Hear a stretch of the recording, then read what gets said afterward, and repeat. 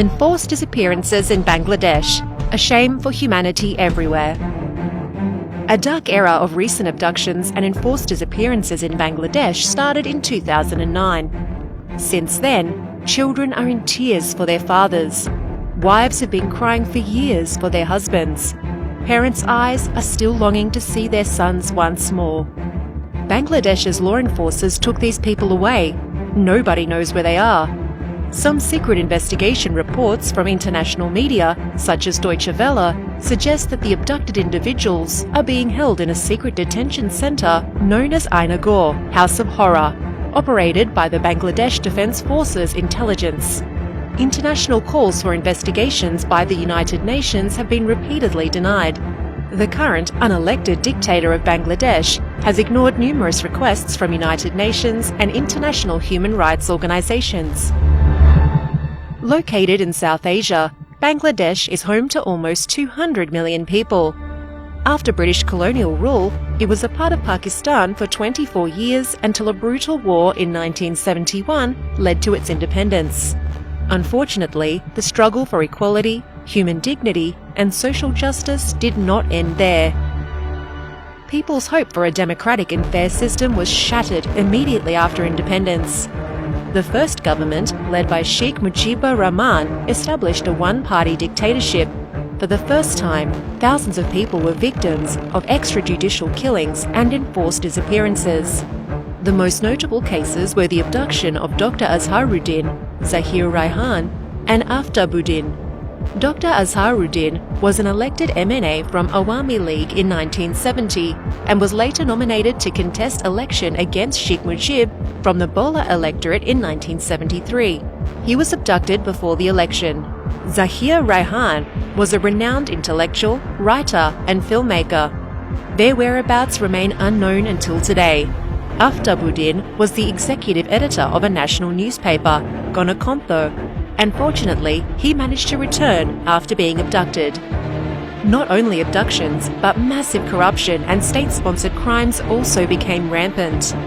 This situation continued until Sheikh Mujib was assassinated by a group of military officers in 1975 due to an intra-party conflict. These military officers were his followers and freedom fighters. With Mujib's death, killing and abduction stopped temporarily. However, successive governments never investigated those human rights violations, and no perpetrators were brought to justice.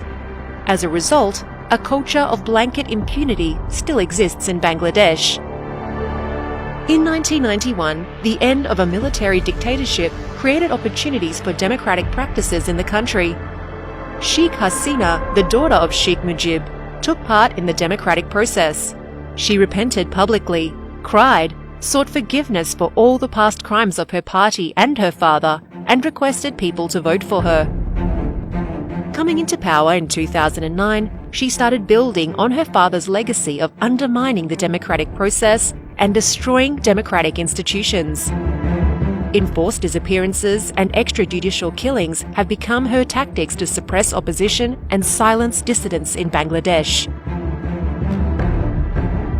Most notable cases of abductions during Sheikh Hasina's rule were prominent politician Ilyas Ali, Brigadier General Aman Azmi, Barrister Aman, Trade Union leader Aminul Islam, Ward Commissioner Chowdhury Alam, student leader Muhammad Sohail, university student Al-Muqaddas, and Muhammad Wali Ullah.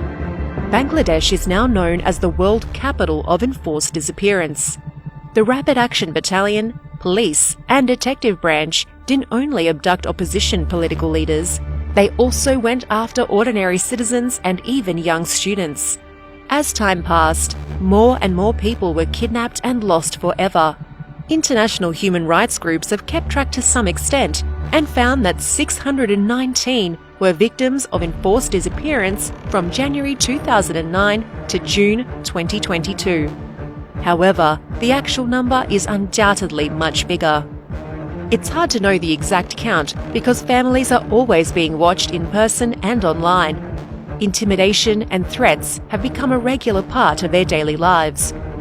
For many years, they were told their beloved ones would never return, or even another family member would be abducted if they went public with such a complaint. This threat makes it hard for them to speak up against the people and the state machinery that took their loved ones.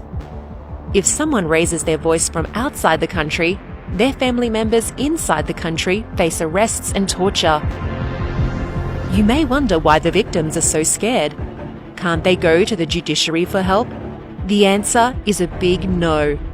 For the victims to get justice, the criminal justice institutions must be competent, professional, and independent from political influence. Sadly, these things are missing in Bangladesh under Sheikh Hasina's rule. All judges have been selected and appointed based on their loyalty to her. Sheikh Hasina has transformed criminal justice institutions, the police force, defence and government departments into her own instruments of oppression. The officials who are supposed to help general people, like the Attorney General's office and judges, consistently and publicly support and assist the criminals instead. The Sheikh Hasina regime rewards perpetrators with prestigious positions, promotions and awards. Injustice, impunity, inhumane and degrading treatment are now commonplace in Bangladesh. The victims' cry for justice remains unanswered. The doors to justice in domestic jurisdiction remain closed shut. Millions of Bangladeshi people now beg for intervention from the international community and humanitarian authorities.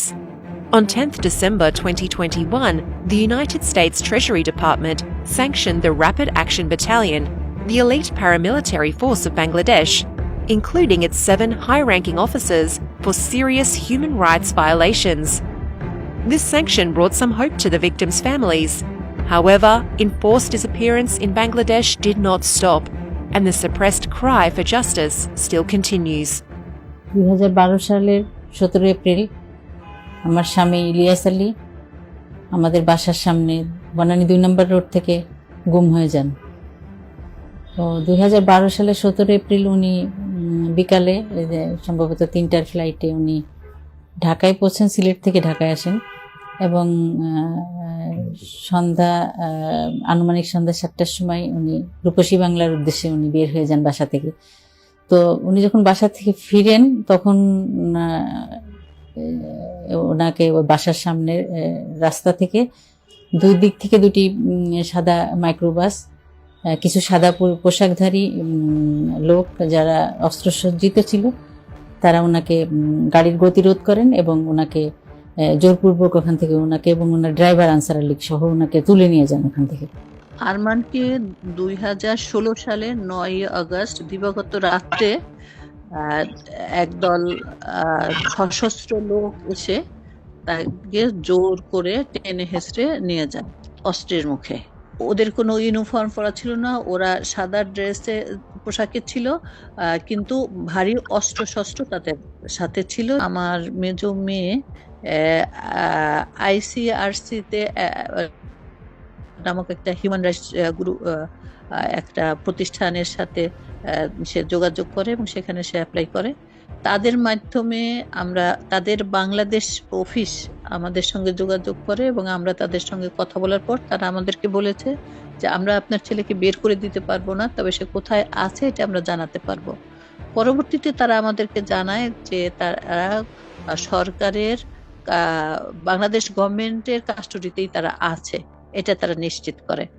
দ্বিতীয় হচ্ছে যে American state ডিপার্টমেন্টের থেকে আমাদের জানান যে তারা জানিয়েছে যে আরমান বাংলাদেশ গভর্নমেন্টের কাস্টডিতে আছে। এরপরে আমরা পরবর্তীতে দেখলাম যে নেত্র নিউজ আয়নাঘর নামে যে একটি প্রতিবেদন করলো, যা বিশ্বের সবাই জেনেছে দেখেছে। তার মাধ্যমে আমরা আরো নিশ্চিত হয়েছি যে আরমান সেখানে আছে। বিভিন্নভাবেই প্রধানমন্ত্রীর কাছে, র্যাবের প্রধানের কাছে, তারপরে পুলিশ প্রধানের কাছে, রাষ্ট্রপতির কাছে আমরা সরাসরি অ্যাপ্লিকেশন করেছি আরমানের জন্য এবং তাকে খুঁজে দেওয়ার জন্য আমরা অ্যাপিল করেছি, কিন্তু তাদের পক্ষ থেকে আমরা কোনো জবাব পাই নাই। Enforced disappearance is a crime against humanity. It must not go unpunished. Let justice prevail. Stand with the victims of enforced disappearance in Bangladesh. Be the voice for the silenced and lost people.